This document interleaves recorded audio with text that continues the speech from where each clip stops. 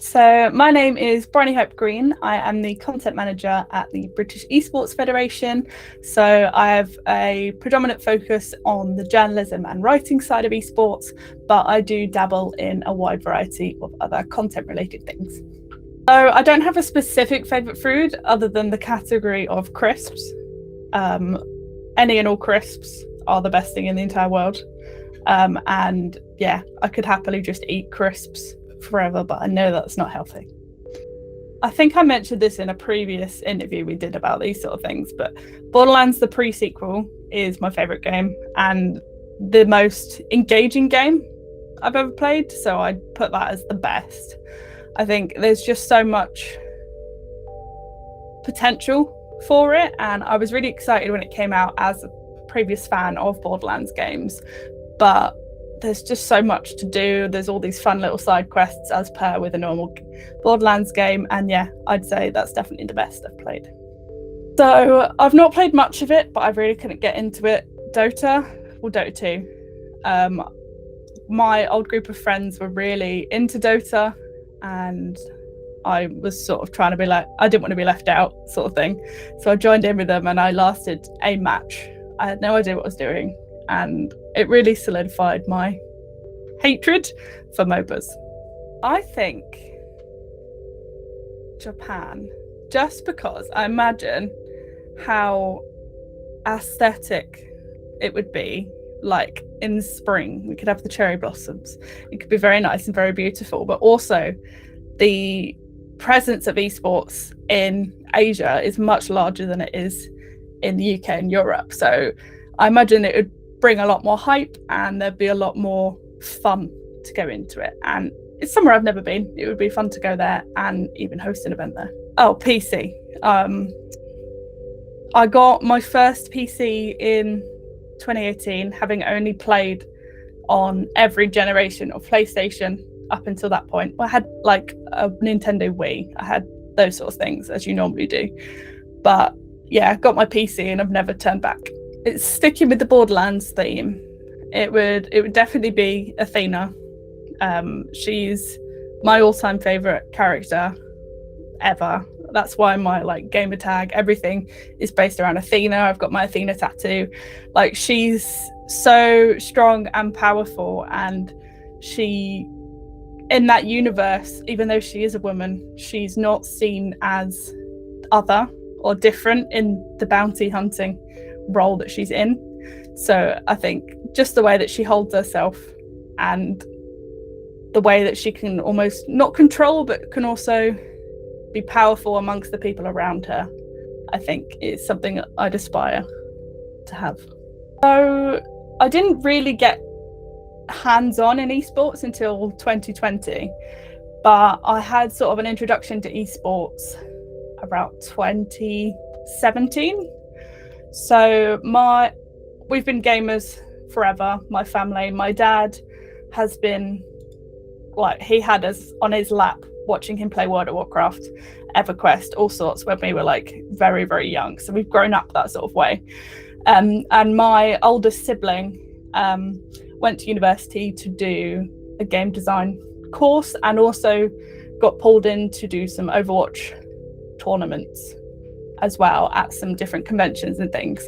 So I was able to then really immerse myself in the competitive side of gaming, because I'd played Overwatch just as you do, but never really considered the wider tournament side of it and LAN side of it as well.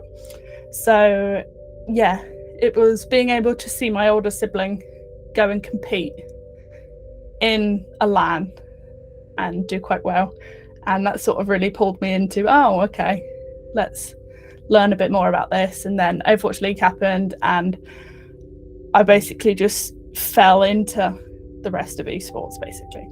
I probably realised that I wanted to take my career into the esports scene in my final year of college, so about 2019. I was doing a media A-level, and like I said, gaming's always been a part of my life, and it was something that I'd done in my spare time consistently.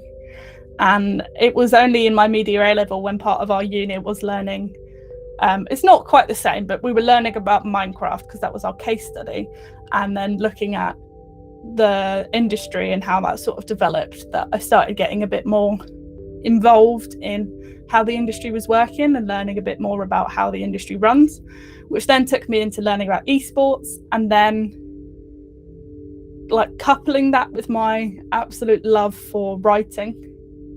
I basically, at the end of college, applying for universities and things, just basically said, right, I'm going to mix the two things I love the most, gaming and writing, and yeah, just go in and try and get a career in esports.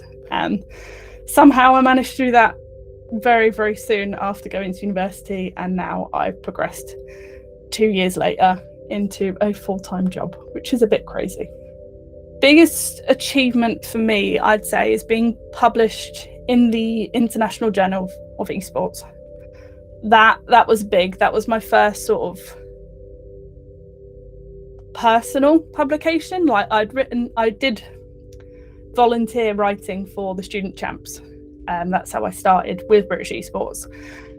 So I'd been producing articles and they'd been going up on the British Esports site and I'd be credited for them. But being able to spend weeks writing, researching and doing a proper essay about toxicity in esports, and then for it to be entered into a competition that ends up being published in the International Journal of Esports, it was a bit mad, and I think that sort of gave me that confidence I needed to keep going, to aspire, to push further. And I'm like, publications becoming a bit more normal now, and I'm doing stuff with the Esports Journal. It's all sort of spiraled out of control from that point. But yeah, the first publication in a big journal is probably my biggest achievement so far. I'd like to see myself, it's with any journalist, you like to see yourself published a bit more. I'd like to see myself working towards creating my own publication. I think as much as British Esports is great, and I imagine I'm going to stay here for a long time and help make a difference with the company, I think my long-term aim is to just be able to have my own publication, my own space, and I really think in the next 5 years I could get enough experience with the company and in the job I'm in at the moment to help potentially even start a little bit in 5 years' time, thinking about that a bit more. I feel quite honoured to be part of the Women in Esports Committee. I think it's such an incredible group of people who have all got the same passion, who've all got the same will to make change. And being able to be a part of the committee and be able to push the initiative from a more internal side is really great, because I get to see how the initiative works, and I also get to help make that change that the initiative is trying to make. So yeah, it feels great, and I'm really excited to work with all the new committee members, potentially even expand the committee again at some point and just make a difference. No, but representation is getting better. I think last year we definitely saw, or at least I saw, a bit more of a rise in female rosters becoming a thing for like a genuine reason rather than just to tick a box. I think we're seeing more women not pushed, but like getting into the spotlight, whether that be in player roles. They're not at the top major level yet, but they are working their way there. There's leagues being made specifically to cater for the development of female talent. There's people in terms of hosting or behind the scenes who are really developing their careers and becoming role models for other women and marginalised genders in the industry. I think these things are really important, but there's so much more that we could do. And just being able to continue on this trajectory of making a difference and getting more women encouraged to become involved in esports is definitely the right track to go. But as I said, there's a lot more that we could be doing. So I know a lot of people are probably going to say the same sort of thing, but female only tournaments are a very great stepping stone to be able to transition from not being involved in esports or having had a horrible experience in traditional co-ed esports, to these female-only tournaments are there to give people the experience to go on and achieve.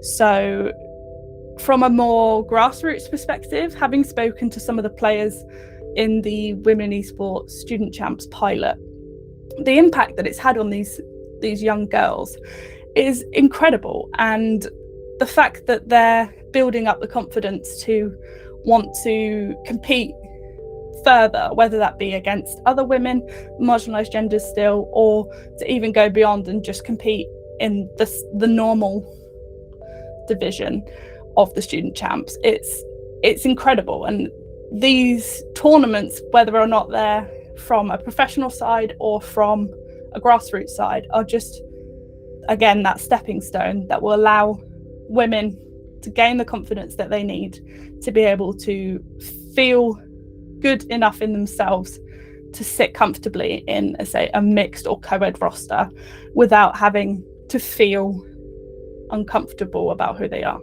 I think it's more, I know it's probably never going to happen, but it's more the awareness of the fact that there is generally nothing different between a male player and a female player.